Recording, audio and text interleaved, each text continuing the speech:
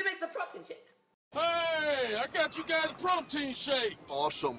Today, I'm going to show you how to make the perfect protein shake. The first thing you're going to want to do is put in a scoop of protein. I'm going to add some protein. When it comes to buying protein, Here's what 30 grams of protein looks like in different foods. Well, let's just talk about that, shall we? Wait, this isn't a VOD. Where's the video game? What was that about protein? Why was there a news article? Who are you? First, a little self-introduction. Hi, I'm Bobo. And while I do stream and make silly little things online, content creation, it isn't really my day job. I'm a molecular bioscientist who collaborates between the ag industry and academia. I do plants, plant compounds, and what those plant compounds do to people. Let's get into it then. First, a roadmap for the rest of the video. Let me be clear, this is an exercise in media literacy, a skill set that you will need now more than ever. While we will use this instance as media literacy practice, these skills will apply to other topics that are made less clear by presenters incentivized to frame their stories in a certain way. For these goals, I will first summarize the article, then I will present key biological concepts to help with a deeper understanding of the article, and finally, we'll transition to a results and discussion portion. I don't know about you, but every fitness influencer and healthy cooking content creator seems to be obsessed about protein at the moment, which would have been an anecdotal statement to build rapport with the audience if I hadn't written it after looking at a great deal of market analysis and 5-year projections. In the gargantuan fitness industry, with its gyms and its videos and personalities and its gear, the protein market alone is a multi-billion-dollar beast that is growing. In its various applications in supplement and food production, demand for protein powder is increasing due to various market trends, which I believe makes this a good place to transition to the article. The article released on the 9th focuses on the findings of the Clean Label Project with regards to their ongoing monitoring of protein powder brands. They took a diverse sampling of protein powders available to the public, had labs perform tests, and then formulated the results into the report. The article discusses the ongoing work of the organization, the report's findings on heavy metals and bisphenols, and links to further scientific papers for context. In the supplementary materials that focus on heavy metal pollution, they also discuss the chocolate industry and chocolate powders.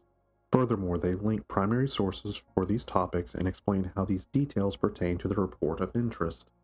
The authors also reached out to the Council for Responsible Nutrition, an industry association for supplements and nutraceutical manufacturers, who contributed their input. The article concludes with consumer advice from the report on purchasing protein products and for calls for further industry oversight, more transparent labeling, and better contamination prevention policies in the industry. With regards to the sources listed in this article, you need to remember this next bit. Always read the primary lit. Context is king. Content creators, journalists, and the audience can all possess internal biases that sometimes creep up unintentionally. Therefore, reviewing the primary sources can help combat that from clouding information. That was the gist of the article. For the next section, we'll get introduced to heavy metals and bisphenols/bisphenols. Editor's note on pronunciation. Both bisphenol and bisphenol refer to the same family of compounds. Since it might come up because internet, I just use one over the other out of habit. Now onto the fun stuff. Poisons! Toxic heavy metals are a group of metal-like elements that share the trait of being damaging to soil health, microbial biomes, and both plant and animal life. They oftentimes accumulate as you go up the food chain, and many do permanent damage to those exposed to certain thresholds. 4 of these elements are especially harmful, those being arsenic, lead, cadmium, and mercury. For this conversation, we will just focus on those particular heavy metals. Now, why would an organism absorb elements like these that can harm metabolism, disrupt pathways, and cause cell death that leads to their harm? Living things need chemicals from their environment to function. Now, with some of these chemicals, the difference between the needed mineral and the toxic one isn't apparent to the cells as they absorb them. Therefore, they'll uptake both equally well. A morbid example of this you can find is radium and calcium. if you've ever heard of the radium girls, that's what happens, mechanistically speaking. Alright, so then how does this stuff get in the environment? There are many vectors for heavy metal contamination in agriculture. Some are naturally occurring systems while others are man-made. Natural heavy metal contamination generally only occurs when rocks with a high concentration of an element break down into the soil. 3 guesses where the rest of it comes from. Yep, it's us. Sources of man-made heavy metal contamination include runoff from mining, industrial waste leaks, spills, coal plants, organic fertilizer in the form of fermented biowaste, automotive pollution, and garbage, to name a few. I want to be clear, these compounds are naturally in the environment.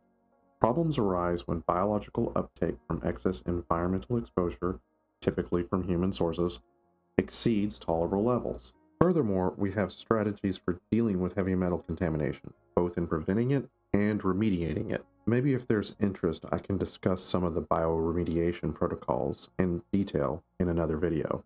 With that explained, I think we now need to talk about chocolate. I bring this up for 2 reasons. The first being the differences found in heavy metals between chocolate protein powder and other flavors of protein powder, while the second being, well, let's just say some confusion in explaining the literature. I would think that this goes without saying, but chocolate is the food made from the fermented seeds of the cacao tree. It was native to South America, however, by hook and crook, it's been cultivated in these regions of the world, with the vast majority of the world's supply being produced in Africa. It requires higher temperatures, well-drained soil, and a lot of water. Due to some of the traits of the tree, it can tolerate certain levels of heavy metal contamination in the soil. While doing so, however, its absorption of these elements can lead to contaminated chocolate. Investigating these risks was the purpose of this paper. The following is a summary in layman's terms. From 2014 to 2022, the authors went to commonly available online shopping portals and sourced chocolate from a wide variety of manufacturers. They then used industry tests to see if the products contained lead, cadmium, and/or arsenic. If a product tested exceeded California's Proposition 65's conservative levels of exposure per day, it counted as a fail. This was done year to year to see if contamination was stable, decreasing, increasing, or if there was any other types of patterns. The authors used commonly available online portals because they felt this would better model the exposure to the general public versus specialty stores or regional chains. Here's the summarized results and discussion section of the paper. Please note the highlighted portions. You can pause to read if you need. Or not, I'm not your dad. Note, this is anecdotal. However, when I was looking into the social media commentary on this paper, the further from a toxicologist that you got, the more misrepresented or misinterpreted they became. I'm going to try to say these results in a different way to make it easier to understand. Under the strictest regulatory levels, some of the chocolate products failed. When you went up to the next benchmark, which I might add is based on the primary literature as well, most were well below the safe exposure levels, except for the outliers, because they outlied so bad. This is a visual representation of how bad they were throwing off the median. This is just for understanding, okay? They further noted that organic products consistently demonstrated higher levels of heavy metals than the rest of the sampling. These results, especially over a wide area and a long period of time, led to actionable data. They found places in the market where more oversight and regulation can lead to great reduction in public risk, i.e., bring the outliers into compliance and you lower the risk. With that, we can transition to discussing the bisphenol portion for a bit, introducing them, explaining why we're interested in them, and how this pertains to the protein industry. Bisphenols are a group of compounds that share a certain trait in their structure. When used in plastics and resin, this structure gives materials made of it certain characteristics like resistance to certain chemicals and heat, etc. Its widespread use has led to concerns due to A, its ability to cause harm, and B, its detection in large swaths of the population. Note that the main vectors for human consumption of BPs have been contaminated food. Food in which BPA has leached into it via improper exposure, packaging, or handling. In the 2018 report, it was noted that 55% of the protein products tested were positive for BPA. In the 2024 report, less than 2% of the products tested were positive. In the earlier report, it was noted that BPA plastic was common in packaging and that there were other variables in production that could be sources of contamination. In the follow-up report, it was noted that there had been sweeping changes in the packaging method and several sources of possible contamination had been eliminated from the supply chain. So that's good. We've gone over protein, chocolate, heavy metals, and BPA while discussing the article, and in doing so, I keep mentioning Prop 65, FDA, and EU regulations. Now this next bit can be its own video, but you need at least a simplified explanation about what these are and how they promote safe food supply chains when discussing this topic. Put it simply, industries do not self-regulate. People die. Enough people die, and eventually we look into it. Data is presented, and somewhere a group puts together limits and tests in place to stop the dying. This is an outline for how the FDA, EU, and Proposition 65 regulations were formed. They are a collection of rules regulating many aspects of production to hammer in compliance and to ensure a safer product. Again, I feel like this could warrant its own video. However, to answer that simply, I will say this. The difference is risk analysis models. Thanks, that clears that straight up. So let me put it this way. We know that X compound does Y harm at C threshold. They set T for time. Now, how do we take that data and make policies to protect the entirety of a varied population? A population with different ages, sexes, dietary restrictions, education levels, economic levels, food access, etc. Populations that all might have different Z thresholds for harm. The strategy they choose then is to set up practices to push that line down below the skull point, at least for the most people feasible. That math can get pretty morbid at times. Just to remind you, several of these threats that we've discussed in this video that these regulations impact can only be minimized, not removed. The more you push that bar down, the harder it is to push it further.